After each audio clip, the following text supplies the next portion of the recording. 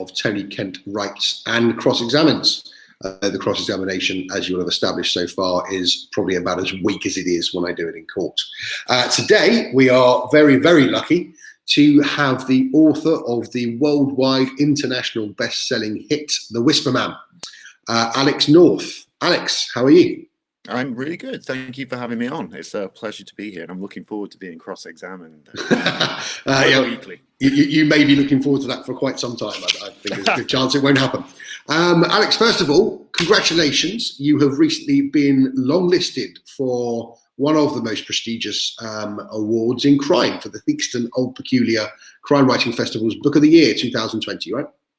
Yeah, the long list came out this morning, and it's brilliant. You know, it's an absolute honor, and it's a really, really. I mean, every year the long list and the short list is really strong, but this year I think, present company accepted, is really, really strong. I mean, it's 18 books, and I think you could pick a short list of any 6 of them, and it would be a good result. I mean, it's a fantastic company to be in. And it's always nice, isn't it? It's kind of to be nominated for stuff. You take the nomination, you don't expect to win. It's just a pleasure to be there, in the running, to be amongst that kind of company. It's nice to win, though, isn't it? Well, it is nice to win. I looked at it this morning. I wasn't going to say this morning because I'm pretending that we're not recording these all in one day. But I looked at it this morning when it came out. We're doing that Graham Norton pretense thing. I looked at it this morning when it came out, and I have to say, I expected not to be on there. I expected when I looked at it to be thinking, well, come on, why is such and such not on there? But you were right. It's a really, really strong list. When I saw what was on there, I just thought, fair enough. Yeah, it's a brilliant list. Yeah, it's the strongest I've seen. Yeah, definitely. So yeah, it's cool to be there. To think to see your name next to those people. It's cool. Fantastic. Well, you've had a hell of a year, haven't you? Because The Whisper Man came out in 2019, and seemed to just storm everything, every direction it went. So, what's that feel like to just see the numbers racking up? It's just been astonishing. I mean, and you know how publishing works. It's not just been 1 year. It's been like 2.5 years build up to it, because the publishing moved quite glacially slow. So yeah, I mean, it's been a life-changing experience, really, to come from where I was at before writing The Whisper Man to where I am now. Has been it's been bewildering, and it's been an amazing experience. It's been joyful and kind of just been really humbling, to have the number of people who have liked it and who have taken the time to say they liked it, who have read it and who have got in touch and everything like that, and to have had the support that I've had. It's kind of it's kind of makes you sort of just, I feel really lucky, really, really lucky. But because I mean, you can. I mean, I'm not going to say it's not a good book. I think it's a decent book. Fabulous book. Thank you. But we all know there are fantastic books out there.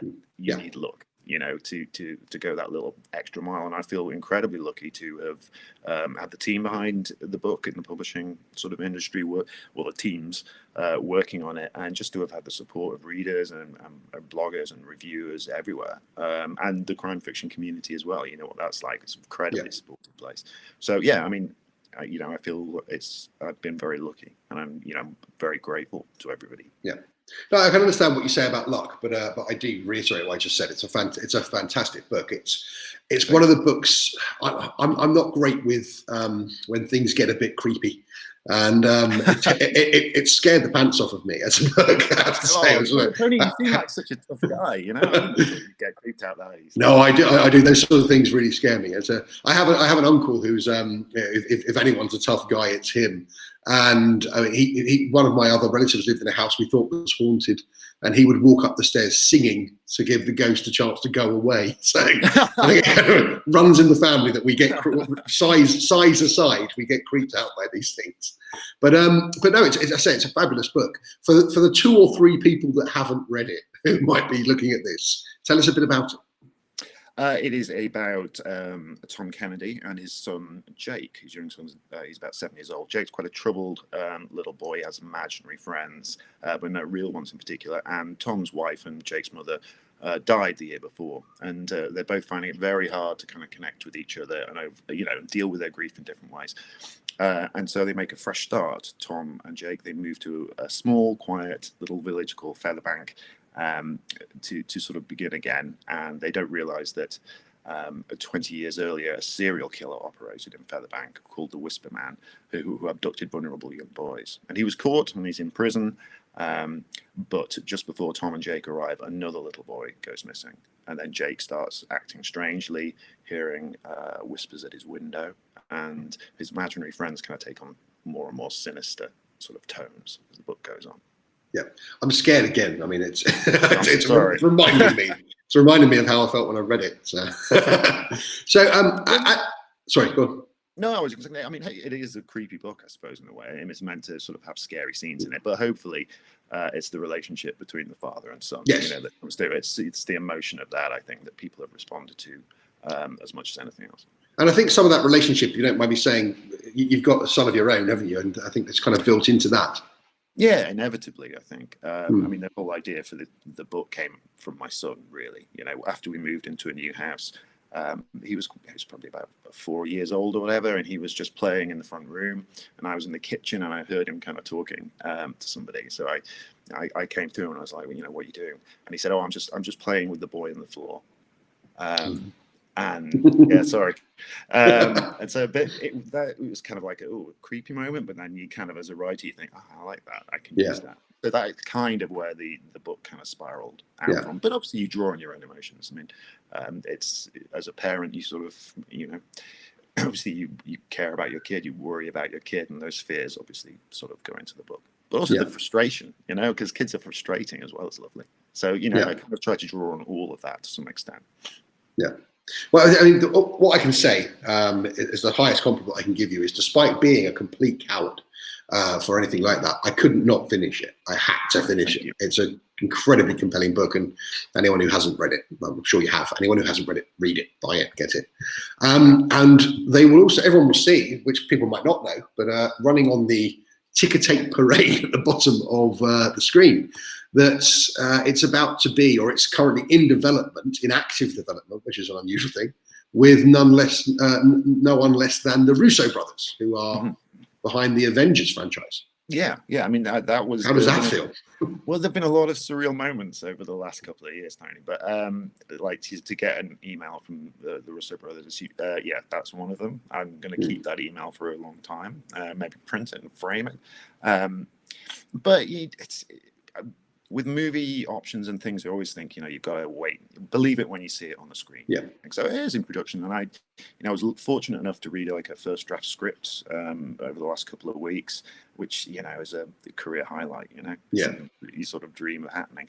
But I'm also aware that it's, I wrote the book, and the book stays on the shelf, but they have to do what they want with the film. Kind of thing. So it's a key thing to remember as an author, isn't it? That the key word to remember is adaption.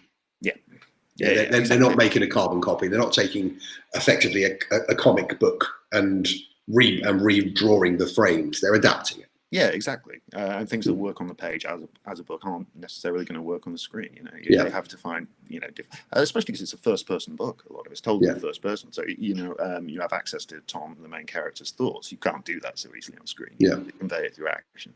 So inevitably there'll be changes, and you kind of just not got to be too precious about it, I think. But it is quite hard. I steeled myself for that before I read the first draft. But even so, I mean, even so, there was like that feeling of kind of, they've changed this, they've changed that. But ultimately, they have to do that, and I'll be really excited to see how it turns out. I mean, that's the amazing thing. The very thought that something that came from your head could end up on a screen, big or small, it's really something, isn't it? It's absolutely, it's bizarre, It's for it to take on that level of sort of tangibility after it's been in your head, and even on the page, it's just words, transmitted to someone else. But to see it will be quite a thing. But it's early days. We'll see what happens. Well, the best of luck with it, and you couldn't be with a better team, could you? Really? No, exactly. So I imagine they have a certain amount of clout now to say we'd like this made. Yeah, well, it's their own production company that they've set up. Okay. So I bet we'll see. Oh, fantastic. So you've now hit that point, haven't you, where people are, I guess, because of the success of The Whisper Man, you're in that lovely position now where people are wondering, when's the next Alex North book coming up? So when's that happening? It is coming out in July, as far as I know at the moment, and it's called The Shadow Friend in the UK, and the US title is The Shadows. Slightly different titles, but the same book, and it's kind of similar to The Whisper Man, I suppose, similar but different. You know, that's kind of what you want to do. Yeah. In that it's a slightly creepy tale. There's a crime that happened 25 years earlier. Two boys kill one of their classmates. These two boys have kind of developed they're kind of outsiders. They have a fantasy world that developed between them based around lucid dreams. And they believe that if they sacrifice their classmate, then they will escape into this dream world forever. And they do. And one of them does disappear and is never seen again. And the story picks up 25 years later when the main character returns to the village where he grew up and starts having bad dreams, let's say, and history starts repeating itself. Okay. I'm already creeped out and scared. It's not quite Well, I'll need to read that as soon as I can. That sounds fantastic. So I've got a few questions that I've been trying to ask everybody. I had 5. I've realised 15 minutes is not remotely enough for 5. Right. So I've just asked you about films, really, because one of the questions is music, books, films, or sports. Which one would be your biggest influence? So which would be yours? Films, I think. Films. In terms of influences on my writing. Yeah, I mean, films, you know, just for the narrative of them. I haven't managed to see as many films as I'd like recently, but, you know, I'm a big film buff over the years. Yeah. And, you know, if I had to pick one that, you know, I couldn't live without out of those 4, it would be films, I think. Yeah. So I'm exactly the same as you, and I have a theory that the kind of writer you are, or the kind of writer that any of us are, is very much it's something you can tell from the answer to that question. Right. I think that somebody who will put music first will write very different books to someone who will put films first. Yeah, I mean, I'm a very visual writer. I guess you are too. You are, yeah. In the same way as I am myself, is very much movie in the mind kind of thing that you're trying to create. Okay. Yeah. Right. The other question I'm going to ask you. If you moving away from what we've been talking about, moving away from the Whisper Man and is the Shadow Friend. The Shadow Friend. Yeah, pardon me. I should have got that. Adaptions of those aside, if the stars were to align and you could answer and you could work on any project, what would the project be? I think I would like a short story collection, kind of on my resume at some point. And I don't write many short stories. I think I've got had about 5 or so that I'm even vaguely happy with. Yeah. But before I die, you know, I would like to get maybe another 10 and have enough to have like a short story collection. Because I really like short stories and I'm just not very good at writing them. I'm not somebody who has I don't have loads and loads of ideas. So it's very hard for me to come up with things for short stories. But I would like to do some kind of collection like that at some point. Yeah. Before the end, you know. I think that's an unusual answer. It's not the answer I was expecting at all. It's weirdly enough, I've been asked. I've never written a short story in my entire life, and I've been asked in the last 2 or 3 days to write 2. Right. Yeah. And I've got no idea. I've got 2 ideas. I've got no idea if they'll work. Well, no, it's a very different discipline in a way. Yeah. You know, the novel you can sprawl out a bit, whereas you know you need to be much more distilled. So it's so tight, isn't it? It really is. I've got an idea for sort of just a one-on-one scene, a confrontation, and allowing the story to come out from that. And I think that might be the only way I can, given the kind of things I write, that can be the only way of doing it. Yeah. I mean, it's just tricky. I mean, it's the old joke, isn't it? You know, I wrote you a long letter because I didn't have time to write you a short one. You know, it's so difficult to kind of find something that works at that format. Well, it's interesting because I was given a date by which I have to do one of them, and I looked at that and I thought I could write a book by then. Well, I'm not totally sure I could write a short story by then. Well, Steve, I've as I told Alex, pardon me, as I told you at the outset. We got that far. As we said at the outset, I'm trying better than most people. No, I have held it in. I've held it in. I've got Alex on. The only note I have for you is Alex North, as opposed to, as everybody knows, Steve Busby. I'm trying to get everything done in under 15 minutes. I'm not sure if you can see the counter, but I can see it. And we're now 15 seconds away to get it on Instagram. Okay. So I'm going to have to say goodbye. Thank you very much for coming along and for speaking to us. Thank you for giving us time. It's been great. Brilliant. Take care. Thanks a lot. Bye. Thank you.